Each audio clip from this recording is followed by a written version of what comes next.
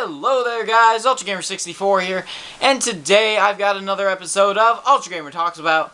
This is the series where you guys can request anything you want me to talk about, and I will give my insight, my experience, what I think you guys should do on the subject, pretty much anything to help you all out. Now, well, I have a topic for this week. Thank you to Big Bear Gaming for suggesting this topic. I will be talking about console games versus PC, and just everything to go along with it. Maybe some of you are new to gaming or just getting into gaming, and maybe you don't really know what you want. Maybe you want a console, maybe you want a PC, or maybe you're just not sure. But before we get into this video, if you guys would be so kind to go over on Twitter and follow one of my friends that I've recently made, Mr. Stewie. You can check him out in the description below. I have been talking to him for a few days now, and we're subscribed to each other, and he's a pretty cool guy. So if you guys would be so kind, go over on Twitter and check his account out and everything. So without further ado, let's get started. A few ground rules for this video. I'm going to be talking about Alienware, desktop computers, and I'm going to be talking about a PS4. Just to get out any variables like price or model or color or anything like that. Just anything that could be like variant between different consoles and such.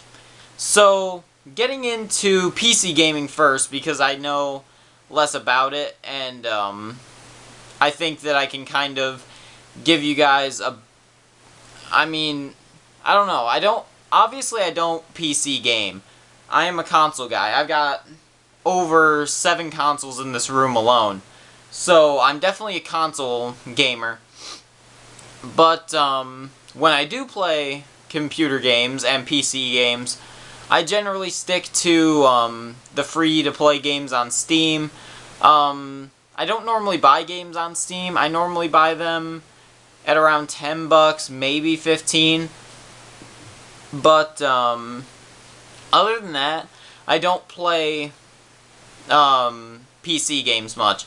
But I'm going to try and be as unbiased as possible. But I do have friends that play PC games, and they've told me a little bit about it. Now, if you want to start PC gaming, buying a gaming PC, a desktop computer, Alienware, it's gonna set you back about $1,000 or so. They're very expensive and very, very pricey, and then you've got to have games to go along with it too. But you can also buy... Well, I've also been told by friends that you can buy the different computer parts, and it's cheaper to build it. So if you are a person that's very interested in computers, then you could potentially build your own gaming PC. Now, I don't know enough about computers to be able to build one just out of a bunch of parts. So that's something that you guys would have to do. So if I would get into PC gaming, I would have to buy an Alienware or a gaming laptop or something, because I can't build a computer. But, yeah, the price will probably set you back about $1,000. And, you're gonna have to probably buy more parts for it, actually. Because my friend has an Alienware computer, and Fallout 4, as you guys know, recently came out. And his specs were not up to par, and he could not play it. He had to wait until Christmas to get another graphics card to play the game. So there may be times when you guys can't play the games that you want because lack of memory, the graphics card not being up to par. There could be a bunch of different variables for that.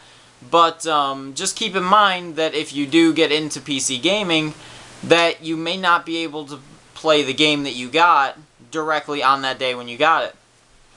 Now, that's really as far as my knowledge goes for PC gaming, but now I'm going to talk a little bit about console gaming. So, talking pretty much specifically about the PS4, I mean, you'll buy the console for, I think right now it's around $300 to $350. So, that's really the only price commitment you're going to have to make besides the games. You won't have to buy extra parts, you won't have to buy anything to upgrade the console later on, just the console itself. And when you buy a game for the console, you can play the game right then and there. You don't have to potentially buy more parts to be able to play the game. So in that sense, I believe that console gaming can be better. And I just prefer consoles anyways, because I've never been a person to really play on a keyboard. I've always been a person to hold a controller in my hand. That's what's always been more comfortable to me. But some of you guys may be different. Some of you guys may enjoy the keyboard. And if you're new to gaming, give both a try, definitely. Because both gaming, PC gaming and console gaming both have their upsides, and they both have their downfalls. Console gaming, for example, you have to buy the specific game for that console. PC gaming, you can literally go out. I mean, PC, if you counted it as a console, there's only one. So any game you buy that is PC related, you can play it. The downside to consoles, if I buy an Xbox, I can't play PS2 games on it, for example. So that is a downside. You can only buy games that are specific to that console. But PC games, they're universal because they don't run on a console kind of run. So, that's pretty much like that problem taken care of, I guess. A downside to PC gaming, though, is that, again, as I just stated, you don't really have a controller. You just use the keyboard. And as I said, some of you may be perfectly fine with that. I don't know. But, that's really all I wanted to say for this video. I'm not really sure if I helped you guys out. I tried to do the best I could.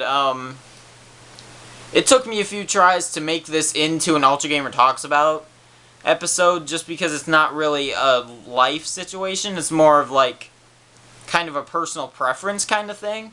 But I tried to make it to where I could help you guys out as much as possible, and I kind of aimed it towards some of you that may be just getting into gaming, or may have just developed an interest in gaming, and you can't really decide between PC or console.